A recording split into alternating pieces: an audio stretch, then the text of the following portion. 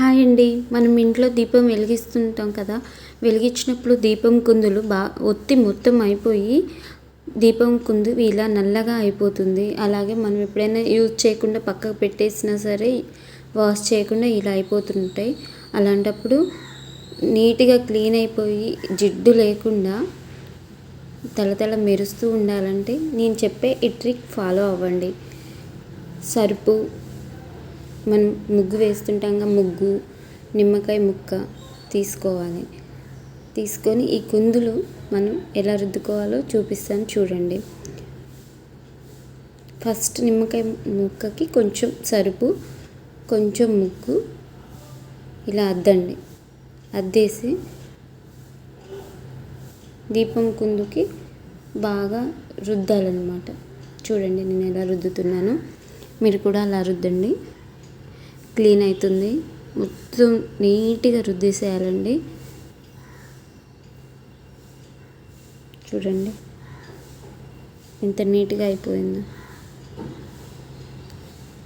Edges కింద మొత్తం నీట్గా మళ్ళీ అద్దుకుంటూ రుద్దుతూ ఉండాలండి. ఇలా రుద్దడం వల్ల దీపం కుందులు అనేవి నీట్గా అవుతాయండి. మళ్ళీ మనం దీపం వెలిగించుకోవడానికి ఫ్రెష్గా ఉంటాయి.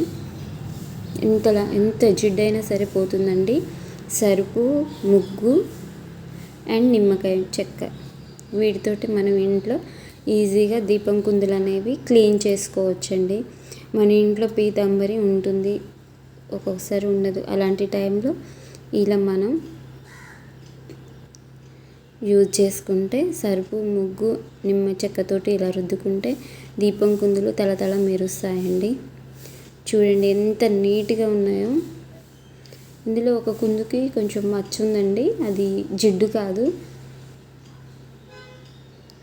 అది మచ్చ లెక్క పడిపోయింది ఫస్ట్ నుంచే. చూడండి ఎలా ఉందో దీపం కుందులు. ఈ కుందులోనే కొంచెం మచ్చ లెక్క ఉండిపోయిందండి. అది ఎప్పుడైనా అంతే ఉంటుంది, ఎంత రుద్దినా అది అయితే పోవట్లేదు. చూడండి దీపం కుందులు ఎలా తెల్లగా మెరిసిపోతున్నాయి, నిగనిగలాడిపోతున్నాయి. చూడండి, వావ్, చూడండి ఎంత నీట్గా వచ్చేసాయో. బాగా పనిచేస్తుంది. మీరు కూడా ఇంట్లో తప్పకుండా ట్రై చేయండి. జిడ్డు కొంచెం కూడా జిడ్డు లేకుండా నీట్గా పోయిందండి. సూపర్గా ఉన్నాయి కదండి. మీరు కూడా ఇంట్లో తప్పకుండా సరుపు, ముగ్గు, నిమ్మ చెక్కతోటి ఇలా తప్పకుండా ట్రై చేయండి. ఇగో ఇది మచ్చండి, మురికి కాదు. చూసేయండి అండ్ ఫాలో అవ్వండి ఫ్రెండ్స్. సబ్స్క్రైబ్ చేసుకోండి.